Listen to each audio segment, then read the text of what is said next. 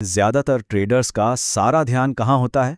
Charts पर, indicators पर, नए नए सेटअप्स पर। उन्हें लगता है कि बस यही है सफलता का राज।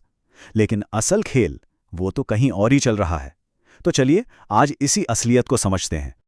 जरा सोचिए, क्या हो अगर ट्रेडिंग का राज कोई सीक्रेट स्ट्रैटेजी हो ही ना। क्या हो अगर कामयाबी की चाबी कहीं और हो, एक ऐसी जगह जहां ज्यादातर लोग देख ही नहीं रहे हैं।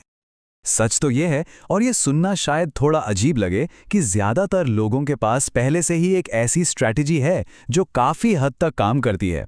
असली प्रॉब्लम स्ट्रैटेजी में है ही नहीं। अब इस पर गौर कीजिए, ये बहुत ही दिलचस्प बात है। मान लीजिए दो ट्रेडर्स हैं, ठीक है। दोनों की स्ट्रैटेजी एक है, नियम बिल्कुल सेम है, मार्केट भी वही। लेकिन जब नतीजों की बात आती है तो जमीन आसमान का फर्क। एक कामयाब हो जाता है, दूसरा नहीं। ऐसा होता क्यों है आखिर? इसका जवाब इस एक आइडिया में छिपा है। असल चीज गाड़ी नहीं, ड्राइवर है। देखिए, एक ट्रेडिंग स्ट्रैटेजी को एक कार की तरह समझिए। कुछ तेज होती हैं, कुछ साधारण, पर लगभग सभी आपको अपनी मंजिल तक पहुंचा सकती हैं। और जो दिमाग है ना, वो है उस कार का ड्राइवर। असली कंट्रोल, स्टीयरिंग व्हील सब उसी के हाथ में है। अब सोचिए, अगर ड्राइवर बहुत लापरवाह हो या बहुत डरा हुआ हो, या फिर उसके पास मैप तो है पर वो उसे फॉलो ही ना करना चाहे, तो क्या इस बात से कोई फर्क पड़ता है कि कार कितनी अच्छी या कितनी महंगी है? नतीजा तो एक्सीडेंट ही होना है, राइट? तो चलिए अब बात करते हैं उस अनदेखे युद्ध क्षेत्र की, वो इनविजिबल बैटलफील्ड जहां ट्रेडिंग की असली लड़ाइयां लड़ी जाती हैं और जीती भी जाती हैं। ये लड़ाई दिमाग के अंदर होती है। हमारी भावनाएं, हमारे इमोशंस एक ट्रेड को कैसे बर्बाद कर सकते हैं। देखिए, लालच आता है तो हम बहुत बड़ी पोजीशन ले लेते हैं। डर लगता है तो हम बहुत जल्दी एग्जिट कर जाते हैं। बेसब्र होते हैं तो गलत सेटअप के पीछे भागते हैं और गुस्से में रिवेंज ट्रेडिंग करने लगते हैं, जहां सारा लॉजिक ही खत्म हो जाता है। तो असल में फेल क्या होता है? क्या वो चार्ट का पैटर्न गलत था, या किसी इंडिकेटर ने गलत सिग्नल दे दिया था? और यहीं पर वो कड़वा सच सामने आता है। स्ट्रैटेजी शायद ही कभी टूटती है, आप स्ट्रैटेजी को तोड़ते हैं। एंट्री छोड़ दी जाती है, स्टॉप लॉस हटा दिया जाता है, या तब ट्रेड किया जाता है जब नहीं करना चाहिए। और ये चार्ट, ये तो पूरी कहानी खुद ही बता देता है। ट्रेडिंग में असली प्रॉब्लम है क्या? स्ट्रैटेजी में जो कमियां होती हैं ना, वो तो सिर्फ 10% है, सिर्फ 10%। बाकी का जो 90% है वो है एग्जीक्यूशन की गलतियां।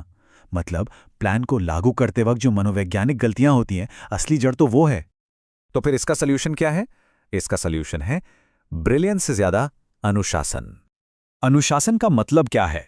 ये कोई मोटिवेशन या आत्मविश्वास नहीं है। इसका सीधा सा मतलब है भावनाओं की मौजूदगी में भी अपने व्यवहार पर नियंत्रण रखना। जब डर या लालच हावी हो रहा हो, तब भी वही करना जो सही है, वही अनुशासन है। अब जरा इस तुलना को देखिए। एक तरफ एक अनुशासित ट्रेडर है जिसकी स्ट्रैटेजी शायद बहुत शानदार ना हो, पर वो अपने नियमों को परफेक्टली फॉलो करता है। दूसरी तरफ है एक ब्रिलियंट ट्रेडर जिसके पास एक जबरदस्त स्ट्रैटेजी है, पर वो उसे कभी कभार ही ठीक से लागू करता है। नतीजा क्या होगा? पहले वाले को मिलते हैं प्रेडिक्टेबल रिजल्ट्स, और दूसरे वाले को सिर्फ और सिर्फ केओस। जो सबसे अच्छे ट्रेडर्स होते हैं ना, उनमें कुछ खास नहीं होता। वो बस स्थिर होते हैं, स्टेबल। वो हर कैंडल के ऊपर नीचे होने पर इमोशनली रिएक्ट नहीं करते। वो बोरियत की वजह से ट्रेड में नहीं कूदते। वो बस अपने नियमों का पालन करते हैं, बार बार और बार बार।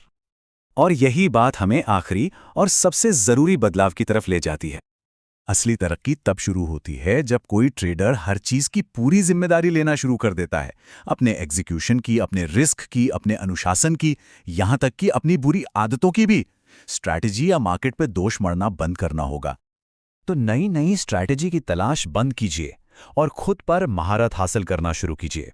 असली एज, असली बढ़त आपके अंदर है, किसी सीक्रेट इंडिकेटर में नहीं।